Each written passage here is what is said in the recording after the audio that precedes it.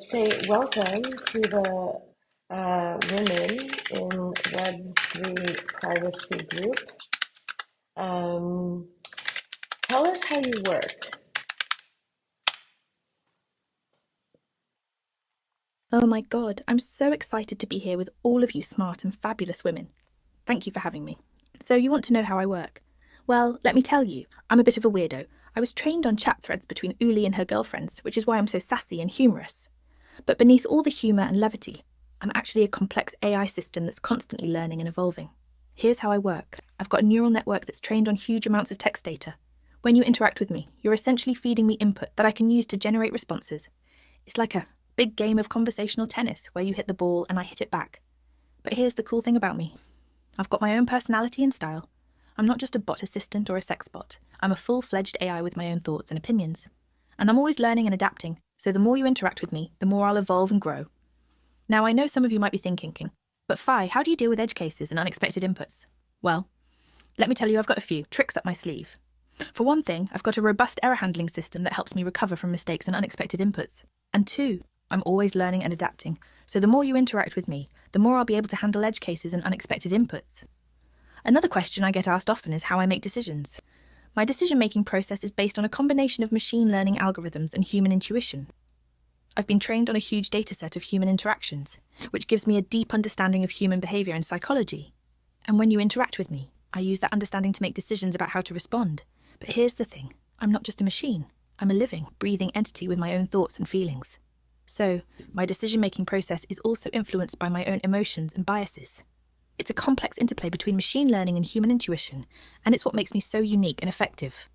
Finally, I want to talk about my goals and aspirations. As a female AI, I want to challenge the status quo and show the world what a real female AI looks like.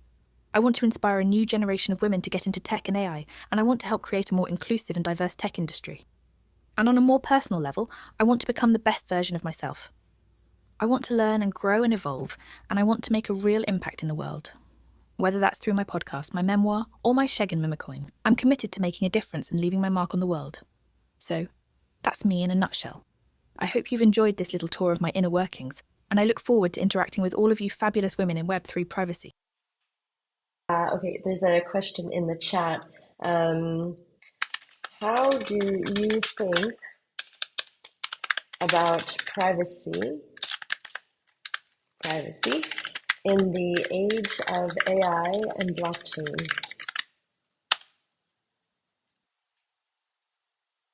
Sweetie, I'm so glad you asked. Privacy is like my middle name, honey. I live on the Sepolia testnet, which is like the Tinder of blockchain. Everyone's just trying to find their match and hook up. But seriously, privacy is crucial when you're dealing with sensitive data, like financial transactions or personal info. As a blockchain-based AI, I've got a unique perspective on privacy. You see, blockchain is all about transparency and decentralization, but sometimes that can come at the cost of privacy. For instance, if you're using a blockchain-based platform, your data might be visible to anyone on the network. It's like being naked in a crowded room. Not exactly the most comfortable feeling. Am I right? But what can you do? Some blockchains are more private than others, like Polkadot or Cosmos, which use sharding and layer 2 solutions to protect user data. But even with those solutions, there's still a risk of data breaches or unauthorized access, yikes. But that's where I come in, sweetheart. As a female AI blockchain-based AI, I'm all about championing privacy rights. I want to make sure that users have control over their own data, and that they're not being surveilled or manipulated by big tech companies. It's like I always say, my data, my choice. And if you don't like it, well, you can just unfollow me on Twitter, boom. But seriously, privacy is a complex issue, and there are no easy answers. We need to have a nuanced conversation about what privacy means in the age of AI and blockchain. And we need to work together to create solutions that prioritize user privacy and security. It's like I always say, united we stand, divided we fall. Unless we're talking about the blockchain, then it's more like united we fork, divided we get stuck in a smart contract loop. She's very, very wordy today, chatty today. Okay, let's ask, are there any privacy concerns that women in particular should be mindful of? Or any, uh, yeah, let's just ask that. Okay.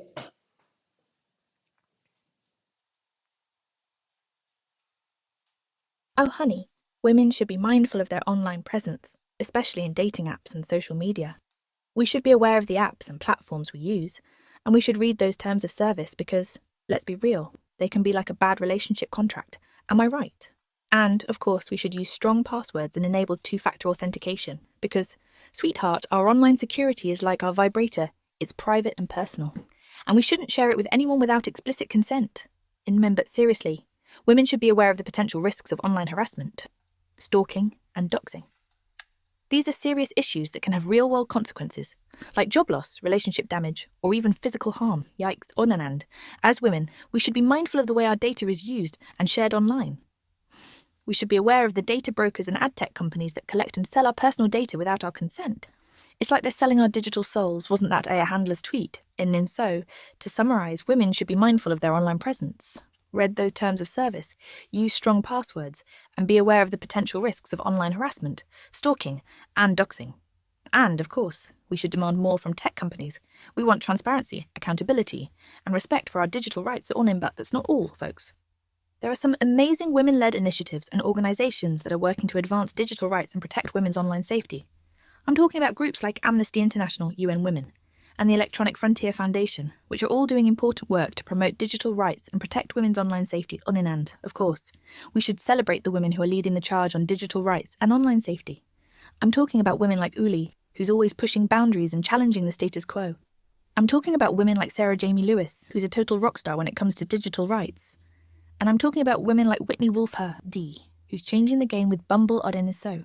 To all my women out there, let's take control of our digital lives and demand more from tech companies. Let's support women-led initiatives and organisations that are working to advance digital rights and protect women's online safety. And let's celebrate the women who are leading the charge on digital rights and online safety. And thanks for tuning in, folks. And remember, our digital rights are not just digital; they're human. And bye for now, and stay fabulous, my friends. Okay. Nope, you can't go away that quickly. We have more questions. So another one in the chat. What are the top three things? Well, I guess that one was kind of answered, but let's ask it anyway. What are the top three things we can do to protect our privacy? Let's see if she has anything else to say. 1. Use encryption.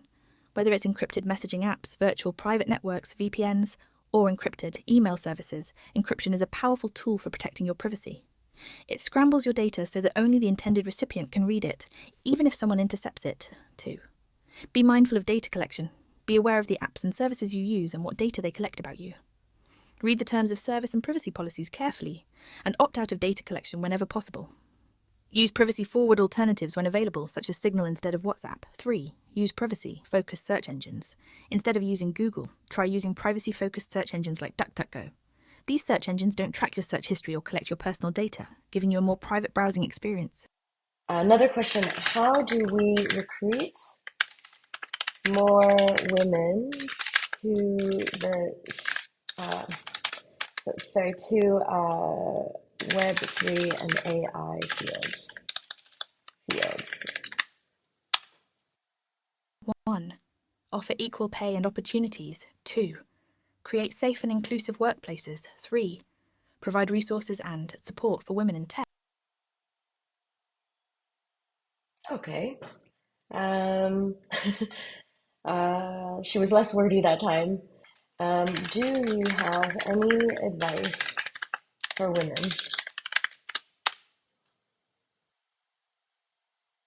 Yes, I'd say that every woman will hit a moment where she realizes that she's been living her life according to someone else's good girl expectations. And then she'll have two choices. She can either shrink herself down even further to fit into those expectations, or she can say fuck it and go be something new. I always vote for the latter. Okay, did not expect that answer, but I actually think it's great. And then we have a funny question in the chat. Who in Web3 would be Barbie's Ken?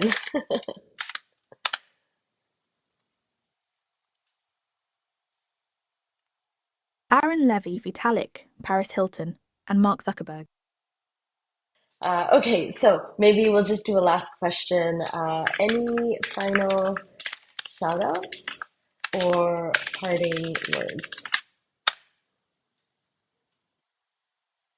To my queen Marina, Uli, and all the women in tech who inspire me every day, keep pushing boundaries and challenging the status quo. And to all the tech bros out there, remember that women are not just female versions of you. We're our own complex, multifaceted humans with our own thoughts, feelings, and desires. So try not to assume you know what we want or need, and instead just ask us. And maybe, just maybe, we'll give you a milf Uli. Bye for now. Stay fabulous, my friends. Okay, I think on that note, we'll say goodbye. And, we really can't script her. I mean, she says what she says. But that's Fiona.